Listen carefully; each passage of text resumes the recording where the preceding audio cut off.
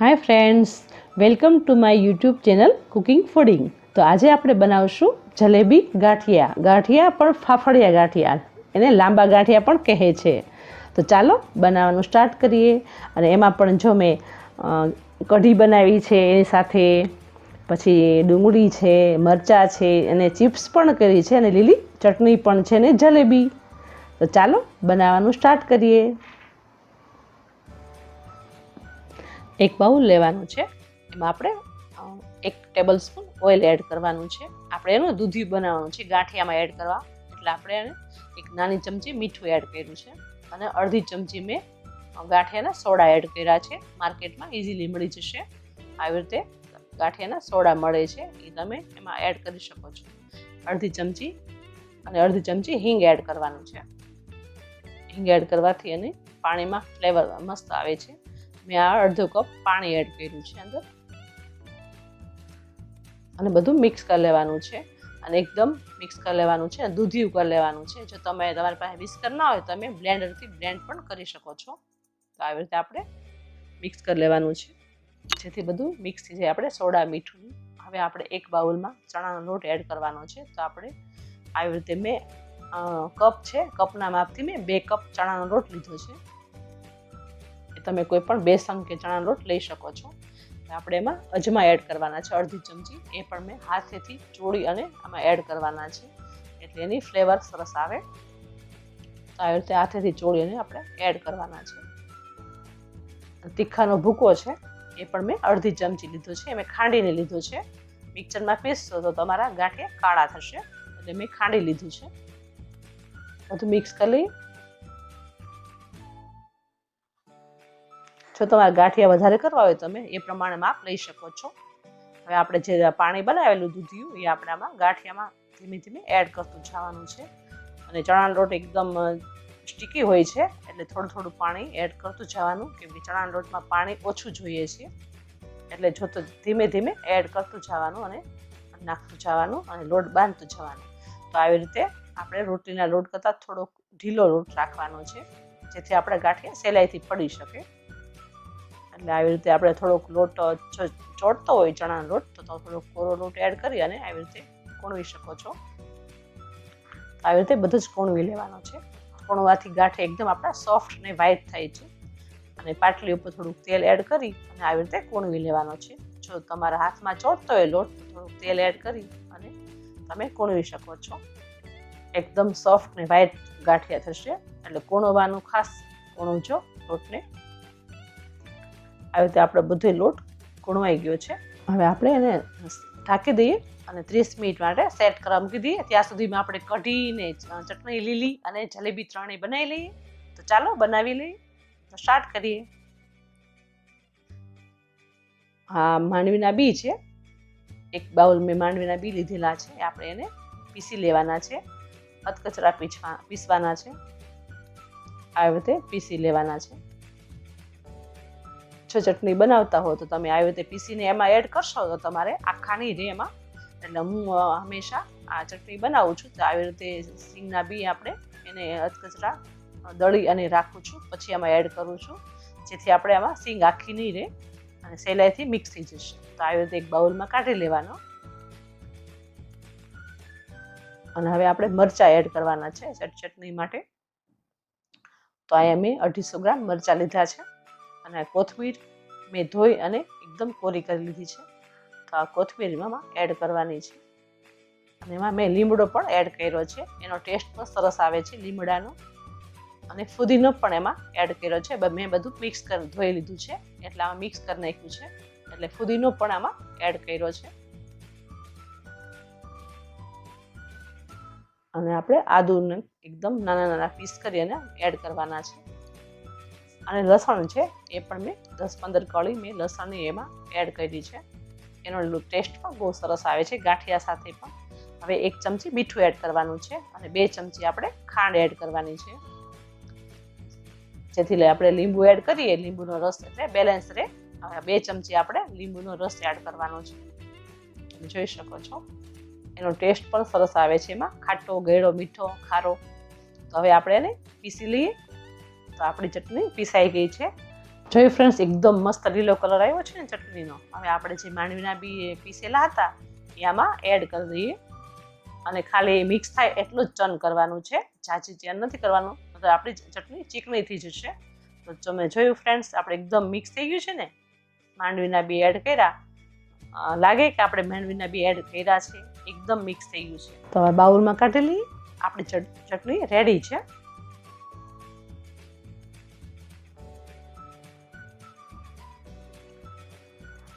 તો ત્યાં સુધીમાં આપણે કઢી કરી લઈએ. તો ચાલો, એક તપેલીમાં આપણે 1 કપ પાણી એડ કરવાનું છે. મેં 1 ચમચો ચણાનો લોટ લીધેલો છે. તમે 2 ચમચી ચણાનો લોટ એડ કરી શકો છો. અને આપણે એને બ્લેન્ડરમાં બ્લેન્ડ કરવાનું છે આવી રીતે, જેથી આપણે લમ્સ ન રહે ચણાના લોટમાં અને મિક્સ થઈ જાય. અને એક તપેલીમાં આપણે 1 ટેબલ સ્પૂન તેલ એડ કરવાનું છે. એમાં આપણે થોડીક રાઈ એડ કરવાની છે. રાઈ એકદમ ફૂટી જાય પછી આપણે મરચાં એડ કરવાના છે. તો મેં 1 મરચું ઝીણું સુધારી લીધું નાખ્યું છે. લીમડાના પાન થોડાક એડ કરવાના છે. એનો ટેસ્ટ બહુ મસ્ત આવે છે લીમડાના પાનથી. અને હિંગ એડ કરવાની છે. 1 પિંચ હિંગ એડ કરવાની છે. અને હવે જે આપણે ચણાનો લોટ આપણે પાણી મિક્સ કર્યું હતું આમાં એડ કરી દેવાનું છે. આપણે મીઠું એડ કરી દઈશું. તો 1 ચમચી આપણે મીઠું એડ કરવાનું છે. અને અડધી ચમચી હળદર એડ કરવાની છે. અને બધું મિક્સ કરી લેવાનું છે. ચણાનો લોટ હોવાથી આપણે એને એકદમ બફાવા દઈશું. હવે અડધી ચમચી ખાંડ એડ કરવાની છે અને હલાવી લઈશું. ઘટ થાય ત્યાં સુધી આપણે કઢીને હલાવવાની છે. અને ફ્રેન્ડ્સ, આ ગાંઠિયા અને કઢી ને ચટણી ને જલેબી બનાવવા મારી રેસીપી લાંબી થવાથી મેં આ ઝડપથી વિડીયો ઉતાર્યો છે. એટલે સોરી, તમે પણ શાંતિથી કરજો. તો આપણે આ કઢી રેડી છે. તો આપણે એક બાઉલમાં કાઢી લેશું. આમાં થોડીક કોથમીર પણ એડ કરી શકો છો. તો આપણી કઢી રેડી છે. આપણે હવે જલેબી બનાવવાની છે. તો આપણે એક સોસ પેન આવે એમાં આપણે ચાસણી બનાવવાની છે. તો આપણે 1 વાટકી છે આ માપની, મેં 2 વાટકી ખાંડ એડ કરી છે. અને એ જ માપનું આપણે વાટકીનું આપણે પાણી 1 વાટકી પાણી લેવાનું છે. આ જ વાટકીનું માપ લેવાનું છે ખાંડનું અને પાણીનું. હવે આપણે એને હલાવી લઈશું અને ચાસણી કરવાની છે. ઊંડું વાસણ લેજો જેથી આપણી જલેબી અંદર ડૂબી રહે. આપણામાં 2 એલચી એડ કરવાની છે. મેં ખાંડીને એમાં એડ કર્યું છે જેથી ફ્લેવર સારી આવે એલચીની. અને કેસર આપણે એડ કરવાનું છે જેથી કેસરને પણ એમાં ફ્લેવર આવે. તો આપણે થોડુંક કેસર એડ કરશું. અને ફૂડ કલર લેવાનો છે કેસરી. એ આમાં આપણે 1 પિંચ આપણે કેસર કલર એડ કરવાનો છે કેસરી. જો તમે યલો લેશો તો તમારી જલેબી યલો કલરની થશે અને કેસરી લેશો તો કેસરી થશે. જેવો તમે કલર એડ કરશો એવી તમારી જલેબી થશે. કંદોઈ લોકો પણ આમાં જ ચાસણીમાં જ આપણે કલર એડ કરતા હોય છે. અને પછી આપણે એમાં લીંબુના 4-5 ડ્રોપ્સ એડ કરવાના છે જેથી આપણે એ ચાસણી છે જામી ન જાય. અને લીંબુ તમે એડ કર્યું છે તો એમાં જલેબીમાં જરા પણ ખટાશ નહીં લાગે. બધું મિક્સ કરી લઈએ આપણે. અને આપણે ખાલી ઉભરું જ આવવા દેવાનું છે.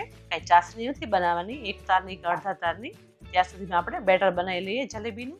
તો 1 બાઉલમાં આપણે મેંદો એડ કરવાનો છે. તો આ 1 વાટકો છે એનું જ માપ લેવાનું છે. 1 વાટકો છે એનું મેં મેંદો લીધો છે. તમે વધારે ઓછું કરી શકો છો તમારા માપ પ્રમાણે. જો વધારે જલેબી કરવી હોય તો તમે એ પ્રમાણે માપ લઈ શકો છો. એમાં 1 ચમચી આપણે ઘી એડ કરવાનું છે. અને આ ઈનો છે એ આપણે એમાં એડ કરવાનો છે. જો વજનમાં તમે મેંદો ગણો તો તમારે 125 ગ્રામ મેંદો છે અને 5 ગ્રામ આપણે ઈનો એડ કર્યો છે. એ મેજરમેન્ટ તમે પરફેક્ટ રાખજો જેથી તમારી જલેબી એકદમ પરફેક્ટ થાય. અને બધું આપણે હવે લોટમાં જેમ આપણે મોણ આપતા હોય એવી રીતે મોણ દઈ દેવાનું છે. અને આપણે મોણ દેવાથી આપણો લોટ એકદમ હળવો થઈ જશે. આવી રીતે બધું મોણ આપણે દઈને મિક્સ કરી લેવાનું છે. એટલે આપણે ઘી એડ કર્યું છે, ઈનો એડ કર્યો છે, એ મિક્સ થઈ જાય સહેલાઈથી.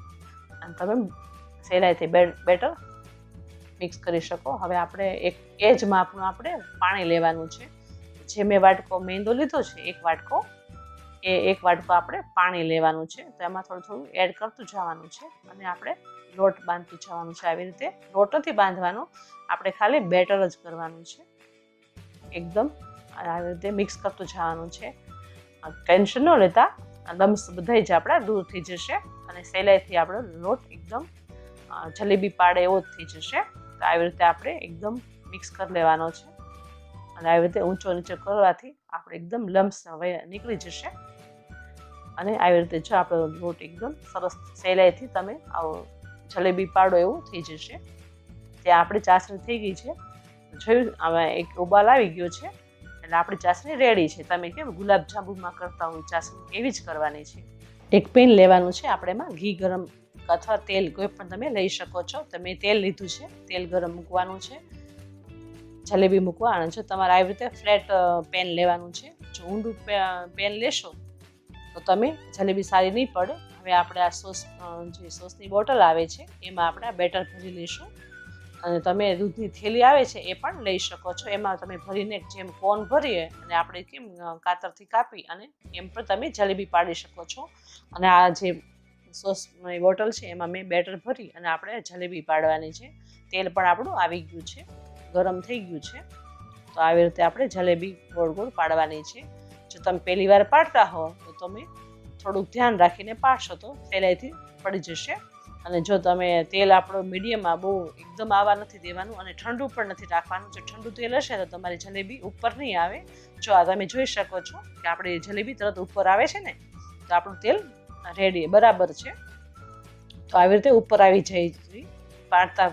પાડશો નીચે રહેશે તો તમારું તેલ ઠંડુ હોય છે એમ માનવાનું અને ગરમ તેલ થવા દેવાનું. તો આપણે જલેબી એકદમ થઈ ગઈ છે, ક્રિસ્પી થઈ ગઈ છે, તળાઈ ગઈ છે. અને હવે આપણે ડાયરેક્ટ ચાસણીમાં જ એડ કરવાની. જો તમે થોડી વાર રાખશો તો તમારી જલેબી છે એ ચાસણી પીશે નહીં. તમારે ગરમ ગરમ જ જલેબી આમાં એડ કરવાની છે ચાસણીમાં. અને આવી રીતે હલાવી અને 5 સેકન્ડ રાખી અને તમે તરત કાઢી લેવાની છે ચાસણીમાંથી. તો આપણી જલેબી રેડી છે. આવી રીતે બધી જલેબી કરી લેવાની છે. તો હવે આપણે ગાંઠિયા કરી લઈશું. તો ચાલો, એનું પણ આ તેલ રેડી છે. અને ગાંઠિયા આપણે આ ગાંઠિયાનો જે લોટ છે એને થોડું ગરમ તેલ એમાં લગાવી અને કૂણવી લેવાનો છે. આવી રીતે કંદઈ લોકોએ પણ આવી રીતે ગરમ તેલ મિક્સ કરી અડાડી ગરમ કરી અને કૂણવતા હોય છે, જેથી આપણા ગાંઠિયા એકદમ સોફ્ટ થાય. તો આવી રીતે કૂણવી અને આપણે લુવા કરી લેવાના છે આવી રીતે, જેથી તમને વણવામાં સહેલાઈ રહે. અને આપણે એકદમ બોલ્સ જેવું વાળી અને લાંબા આપણે ગાંઠિયા કરી અને આવી રીતે જે હથેળીના મદદથી હથેળીથી આપણે એને લાંબા ગાંઠિયા આવી રીતે પાડી લેવાના છે.